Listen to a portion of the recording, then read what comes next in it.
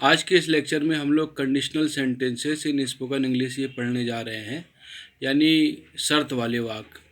तो जब हम शर्त वाले वाक्य की बात करते हैं, कंडीशनल सेंटेंसेस की बात करते हैं, तो वो दो प्रकार के होते हैं। एक वो होते हैं जिनका संबंध भूतकाल से होता है, यानी पास्ट टेंस से, कि भूतकाल में कोई हमारे पास जो है कोई कंडीशन ऐसा होता तो ऐसा होता, उसके लिए जो है हम जो आज पार्ट 1 में जो स्ट्रक्चर्स देखने जा रहे हैं उन सब का संबंध भूतकाल से है।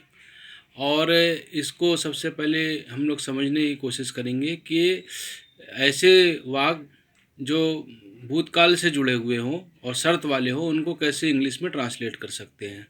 तो एक चीज़ इसमें बहुत आसान ये है कि दूसरा हिस्सा जो होगा, क्योंकि आप जानते हैं कि शर्त वाले वाक्य दो हिस्सों में बने होते हैं, एक हिस्सा शर्त होता है और दूसरा हिस्सा उसका परिणाम होता है। तो आज जो हम लोग जो भी स्ट्रक्चर देख रहे हैं उन सब में दूसरा जो सेंटेंस होगा उसमें सब्जेक्ट आएगा, वुड आएगा और वर्ब का फर्स्ट फॉर्म आएगा, यानी क्रिया का पहला रूप आएगा। इन चारों स्ट्रक्चर्स में जो सामने लिखे हैं सब में जो है दूसरा सेंटेंस बिल्कुल सब में कॉमन होगा। तो आइए हम लोग देखते हैं। पहला स्ट्रक्चर ये बोलता है इफ आएगा पहले, फिर सब्जेक्ट और फिर हेड आएगा और फिर नाउन। इसमें हम लोग ये बताते हैं कि यदि किसी व्यक्ति के पास कुछ होता तो वह कोई कार्य करता। जैसे मेरे पास समय होता, पैसा होता, एक कार होती, तो किसी व्यक्ति के पास कोई चीज़ होती तो वह कोई कार्य करता। ये इफ सब्जेक्ट और हेड और नाउन के साथ बनाएंगे। दूसरा हिस्सा आपको बताया जा चुका है कि सब्जेक्ट वुड V1 होगा। इसी तरह से दूसरा सूत्र जो होगा उसमें हेड की जगह वर आया है, और इससे हम ये बताते हैं कि यदि वो व्यक्ति खुद कुछ होता, जैसे यदि अमीर होता, गरीब होता, ईमानदार होता, बेईमान होता, डॉक्टर होता, शिक्षक होता, तो वह कोई कार्य करता। तो फिर यहाँ हेड न लगा के वर लगाएंगे। और जो तीसरा स्ट्रक्चर है उसमें इफ सब्जेक्ट के बाद वर्ब का सेकंड फॉर्म इस्तेमाल हुआ, क्रिया का दूसरा रूप लगेगा। तो इससे हम ये बताते हैं कि यदि किसी व्यक्ति ने कोई कार्य किया तो वह कोई कार्य करेगा, या यदि कोई व्यक्ति कोई कार्य करता तो कोई कार्य होता।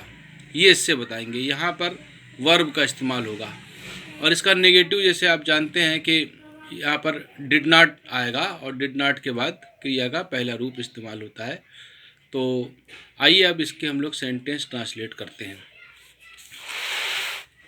हमारा पहला सेंटेंस है अगर मेरे पास पैसा होता तो मैं तुम्हारी मदद करता। तो यहाँ पर बोला जा रहा अगर मेरे पास पैसा होता, यानी किसी चीज़ की बात हो रही, यानी हेड वाला सेंटेंस है। तो ये हम लिखेंगे if I had money. If I had money, अगर मेरे पास पैसा होता। तो के लिए लिखते वक्त कॉमा लगाते हैं और बोलते वक्त देन बोलते हैं।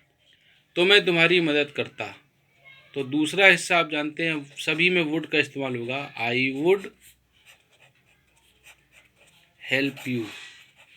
और एक नियम और समझ लीजिए, अगर जो फर्स्ट क्लॉज अगर जो है यहाँ पर अगर पास्ट टेंस में होता है तो दूसरे हिस्से में विल ना लग के वुड लगता है। दूसरा सेंटेंस है हमारा अगर मैं अमीर होता। इसी सेंटेंस को चेंज किया। पहले क्या बोल रहे थे, अगर मेरे पास पैसा होता, यानी हेड वाला है, और दूसरे में बोल रहे अगर मैं अमीर होता, यानी वर वाला सेंटेंस है। तो if I were rich, if I were rich, अगर मैं अमीर होता। और यहाँ पर आपको एक चीज़ याद रखना है कि सभी सब्जेक्ट में हम वर का ही इस्तेमाल करेंगे, कहीं पर भी वॉज का इस्तेमाल नहीं करेंगे। ही शी नेम में भी वर का इस्तेमाल करेंगे, क्योंकि ये एक हाइपोथेटिकल सिचुएशन है, काल्पनिक वाक्य है, इसलिए हर जगह वर का इस्तेमाल किया जाता है। तो अगर मैं अमीर होता तो मैं गरीबों की मदद करता।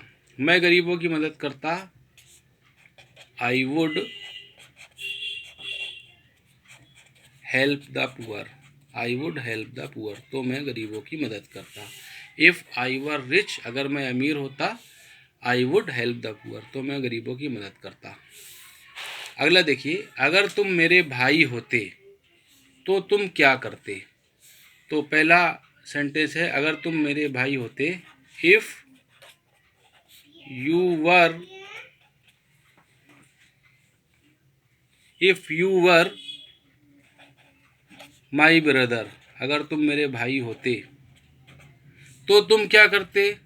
तो यहाँ पर तुम क्या करते, ये प्रश्नवाचक शब्द से बनेगा, व्हाट लगाना पड़ेगा, what would you do, what would you do, और यहाँ पर क्वेश्चन मार्क लगाएंगे। If you were my brother what would you do. Next है, अगर उसके पास किताबें होती, के पास यानी हेड वाला सेंटेंस है, अगर उसके पास किताबें होती तो वह पास हो जाता। इफ़ ही हैड बुक्स, इसका मतलब हुआ अगर उसके पास किताबें होती तो वह पास हो जाता। वुड से बनेगा he would pass. Next sentence है, अगर मैं आगरा गया तो मैं ताजमहल देखूंगा। अब ये जो है वर्ब आया यहाँ पर, गया यानी जाना और यहाँ देखूंगा यानी देखना, दो वर्ब इस्तेमाल हुआ है। तो हमारा जो है जो सूत्र है, अगर मैं आगरा गया, इफ़ सेकंड फॉर्म वर्ब का गो का क्या हो जाएगा, went. If I went to Agra, अगर मैं आगरा गया तो मैं ताजमहल देखूंगा। दूसरा हिस्सा तो वुड से ही बनेगा, आई वुड सी द ताज। जो ऐतिहासिक हिस्टोरिकल बिल्डिंग्स होती है उसके पहले दा लगता है। अगर तुम मेहनत करते तो तुम पास हो जाते, ये भी मेहनत करना और यहाँ पर पास होना दोनों जगह वर्ब है, तो इसमें भी वही वाला स्ट्रक्चर लगेगा। अगर तुम मेहनत करते, इफ़ यू, मेहनत करने के लिए वर्क हार्ड है तो सेकंड फॉर्म बनाने के लिए ईडी लग जाएगा, वर्क हार्ड। अगर तुम मेहनत करते तो तुम पास हो जाते, दूसरा हिस्सा तो वुड से ही बनेगा, यू वुड पास, तो तुम पास हो जाते। अगर वह झूठ बोलता, ये भी वर्ब है झूठ बोलना, तो पुलिस उसे पीटती, यहाँ पीटना ये भी वर्ब है तो ये भी उसी से बनेगा।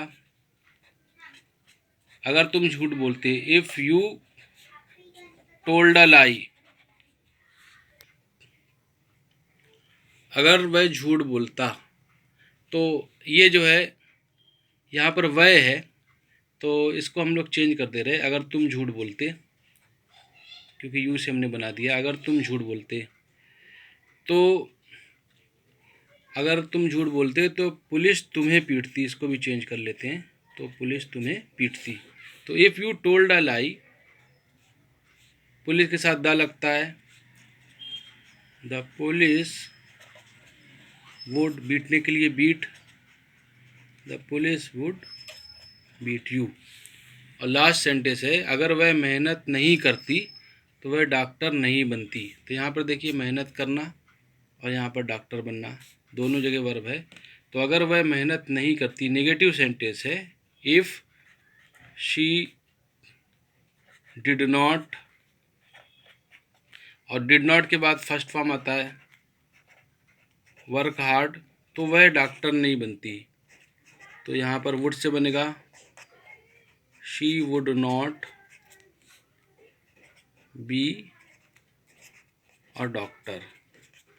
तो आज हम लोग ने जो सेंटेंस देखा है उसमें सारे के सारे कंडीशनल सेंटेंस, शर्त वाले वाक्य जो थे वो भूतकाल से जुड़े हुए थे। अब दूसरा जो पार्ट होगा उसमें सारे के सारे वो सेंटेंस देखेंगे, वो सारे स्ट्रक्चर्स देखेंगे जो भविष्य काल से जुड़े हुए हैं। तो वो नेक्स्ट पार्ट में हम लोग देखेंगे।